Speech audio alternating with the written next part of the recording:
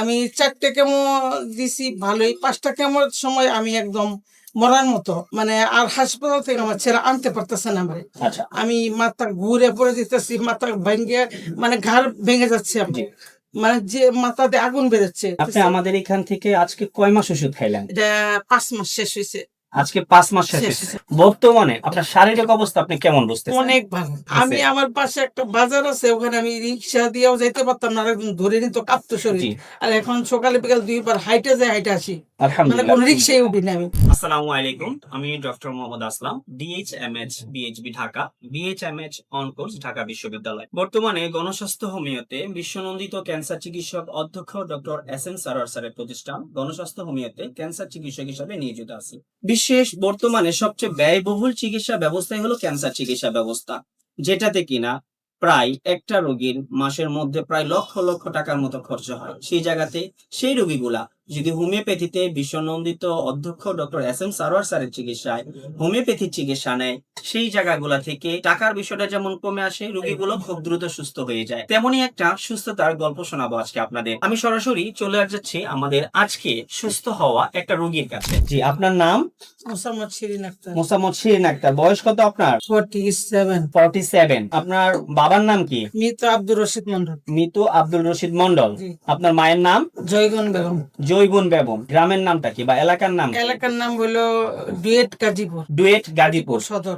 গাজীপুর সদর। এটা হলো ডুয়েট গাজীপুর হলো আপনাদের গ্রাম, হ্যাঁ আর যদি এই গাজীপুর হলো সদর। হ্যাঁ, ইয়া, সদর। থানা কোথায়?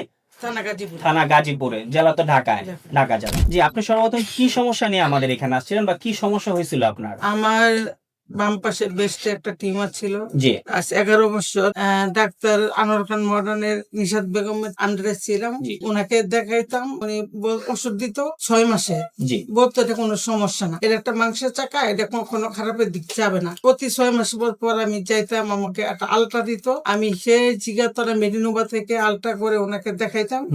দেখাইলে আবার উনি 2টা ওষুধ রেখে দিত, চলে আসতাম। তো এইভাবে 11 বছর চলার পরে আমার হঠাৎ করে এটা একটু ব্যথা হচ্ছে, তা আমি দ্রুত তার কাছে গেলাম। তো উনি একটা এফএনসি দিল, কিন্তু এই এফএনসি তে কিছু ধরা পড়লো। পরে আমি, আমার ছেলে বললো যে ওনাকে আর দেখাবো না, আমরা একটু ডাক্তারটা চেঞ্জ করি, কারণ 11 বছর একটা টিউমার উনি কেন অপারেশন করে না। এখন দেখি যে বেস্ট টিউমার ক্যান্সার হইতেছে অনেক। পরে আমরা তাইরুন্নেসা একটা ডাক্তার দেখাই, উনি এফএনসি বায়োপসি দেয়, দিলে একদম ক্যান্সার। এফএনএসি এবং বায়োপসি দুটোটা পরীক্ষা হ্যাঁ, দিচ্ছে, তালিম দেওয়ার পরে সেখান থেকে আপনার ক্যান্সারটা আইডেন্টিফাই হয়েছে।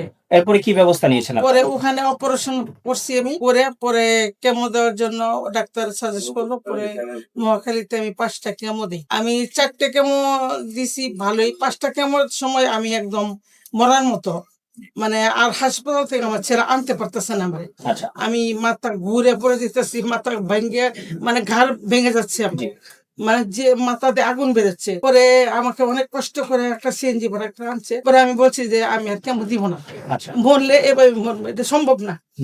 পরে আমার ছেলে শুক্রবারতে নামাজ পড়ে এসে মোবাইল দেখতে দেখতে আপনাদের এটা সামনে আসছে। পরে আমাদের বলে যে আম্মা এদিকে আসো। পরে কেন আমার দেখাইলো, বলে আম্মা তুমি দেখো, এটা তোমাকে আমি নিয়ে যাবো, তুমি দেখবা, তোমার মনে যদি সাই দেয় তাহলে তুমি ওষুধটা খাবা, বিশ্বাস করে। তাই বলে ঠিক আছে যাই, যেহেতু আমি কেমন নিতে পারতেছি না, তাহলে যাই। পরে আসছি, আইসা আপনার সাথে আমার কথা হয়েছে প্রথম আমার সাথে কথা হয়েছে। আপনার সাথে লিফটের মধ্যে কথা হয়েছে। পরে আমরা জিজ্ঞেস করছি কই, পরে বললেন যে আসেন আমার সাথে দেখাবো ভিতরে। পরে যায় আমার সাথে কথা বললা, পরে আমরা চলে গেলাম, বাসায় গেলাম, টাকা নিয়ে এসে নেই। পরে কথা শুনে ভালো লাগলো। আমার কথা শুনে আমার ছেলে কয় যে এত মানুষ এখানে চিকিৎসা নেয়, এখানে যদি ভালো না হয়, কাজ না হয়, তাহলে এখানে একটা কত বড় একটা ফ্রন্ট জায়গা, মেন রোডের উপরে এত বড় একটা বিল্ডিং, এখানে কি 2 নম্বরই করা সম্ভব না। তাহলে এখানে অবশ্যই কাজ হয়, আমার এখানে কোনো বুয়া কিছু না, তুমি বিশ্বাস করে খাও। পরে আমার ছেলেরে পাঠাইলাম, পরের দিন যে ওষুধ নিয়ে আসো, টাকা দিয়ে পাঠাইলাম। পরে ওষুধটা নিল। আপনি আমাদের এখান থেকে আজকে কয় মাস ওষুধ খাইলেন? এটা 5 মাস শেষ হয়েছে।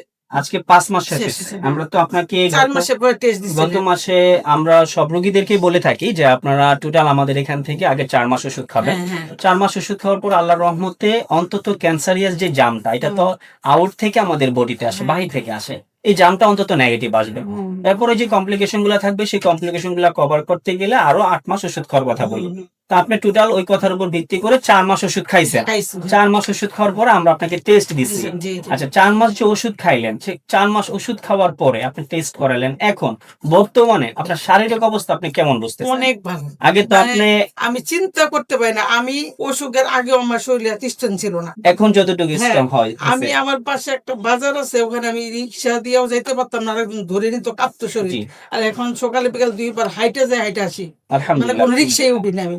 আর সিঁড়িতে আমি নামতে পারতাম না, আমার ধরতে হইতো, আমি দোতলায় থাকি। এখন আমি 10 বার ছাদে যাই, 10 বার নামতাছি, মানে কোনো অলসতা আমার কাজ করে না। মানে আমার শরীরে মনে হয় অনেক এনার্জি আসছে। আল্লাহর রহমতে আমাদের স্যার সবসময় আপনাদেরকে যে কথাটা বলে যে আপনারা 4 মাস আমাদের এখান থেকে ওষুধ হ্যাঁ। খাবেন, 4 মাসের মধ্যে ইনশাল্লাহ ক্যান্সার তো আপনার নেগেটিভ আসবেই, এটার সাথে আপনি বাঘের মতো শক্তি পাবেন, হ্যাঁ। এবং তরুণ অবস্থায় আপনি যেভাবে দৌড়াইতেন সেভাবে কাজ করতে হ্যাঁ, পারবেন। আপনি কি সেটা ফিল সেটা করতে আমি পারছেন? করতেছি ইনশাল্লাহ। আলহামদুলিল্লাহ, আলহামদুলিল্লাহ, আল্লাহর কাছে হাজার হাজার শুকরিয়া।